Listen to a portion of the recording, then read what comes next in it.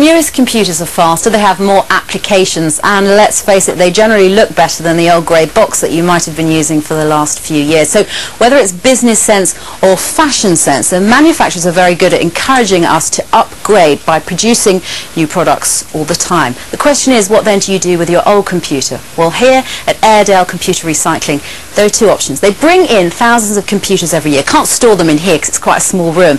But they bring the computer into here and they decide whether or not it can, one, be refurbished, or two, what Jamie is doing just over here, which is recycling a computer.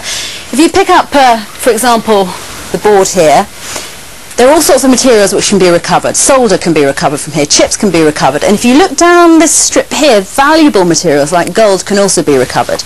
Then we've got plastics, of course. Plastic can be turned into chips and used by other industries. And the base unit itself is made out of metal, which is something we all know can be valuable in the recycling process. Let me take you on down and show you a little bit more about what goes on here. We've got banks of monitors and base units here. Now these have all either been refurbished or are going to be. They can then be sold on. And if we walk around the corner, you can actually see the finished products. The computers, second-hand, that are going to be sold on to members of the public. And the other thing they do here is to provide lots of free computers to local voluntary groups. Let's introduce our guest this morning, John Skidmore, who's from the local council. John, we'll talk to you in the morning. Good morning to you. Also Keith Sorrell, who is the boss here at Airedale Computer Recycling.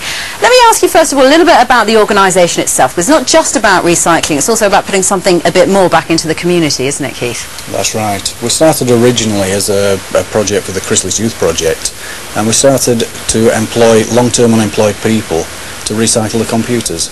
And the local community is so proud of what you're doing here. You've just had a massive investment, I think. That's right. From the Coalfields Regeneration Scheme, they've invested money in us to expand the business. How much? 600,000. Okay, that's going to be useful, I'm sure. Let's turn to John for a moment. John, back to the specific issue of recycling. If somebody's got an old computer, an individual or a business, they want to get rid of it, can you actually stop them from just chucking it into a landfill site? No, we can't, but what we're doing at Wakefield Council is promoting waste awareness and recycling extensively as possible, and we've seen a huge public support for our recycling programme, and therefore that is changing the public's attitude towards recycling. And we're delighted to support the Airedale initiative here in raising awareness and repairing and reusing computers. Good stuff. Well, back to Keith for a moment. Why is it important to recycle a computer? What's in there that either shouldn't be chucked away or should be reused? Well, in the monitor itself, we've got 4 pounds of lead. That can't go into landfill. It needs to be recycled. New legislation is coming into force this year, which is actually going to encourage us to perform better in this area. Is the legislation strong enough in your view?